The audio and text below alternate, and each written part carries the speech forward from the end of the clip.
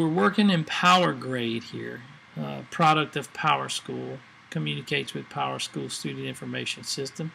And what we've done here, we have a scenario where we want to track a student's attendance for something that is not counted in their daily membership at school or reported to the state, but the school wants to be able to track it a little bit. So we've created, this is one possible way, by the way, we've created a course called Sunday School.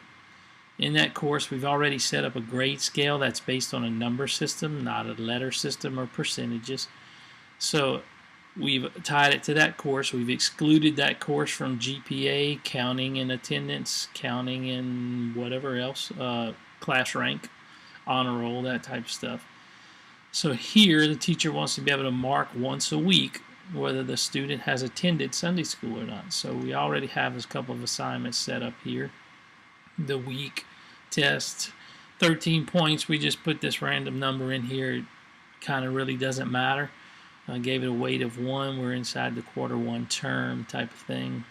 We'll go ahead and add another one just to complete the process. So let's go ahead and let's add another week.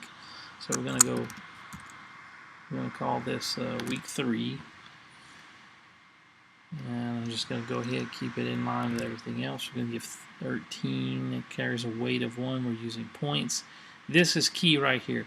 We don't want this calculated showing a percentage based on that scale that we created. So I'm going to tell it not to include in final grade because we're going to use this just for tracking purposes. Now I want to go make sure that this assignment is within the first quarter. So I'm going to go ahead. I think this date is. Take a shot.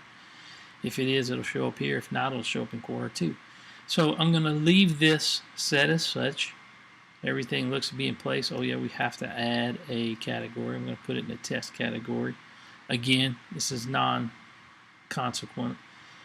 But hit save, and here it adds it. So my date was good. So here, I'm going to go ahead and enter a score. I'm just going to give it a 1. You'll see I gave it a 1. Even if I move, this score did not change.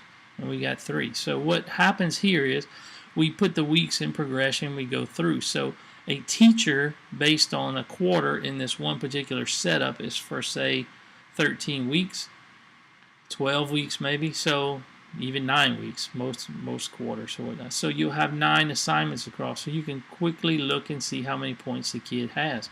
So if he only has 3 here and there were 9 weeks, but he's only been in Sunday school 3 times. So you come to the quarter 1 final grade, double click. You want to put a click in manual override. This is the grade scale we created. And we're going to go ahead and give him a 3. We're going to click close. And there's his 3. We hit save. Now when you run the process of storing grades for quarter 1, this number will get stored into that grade slot for this class. It can be used on object reports. It can be pulled in the built-in report cards, that type of thing. This is just one particular way to do it. Stay tuned. I'll show you another way by using conversion scales in a slightly different method.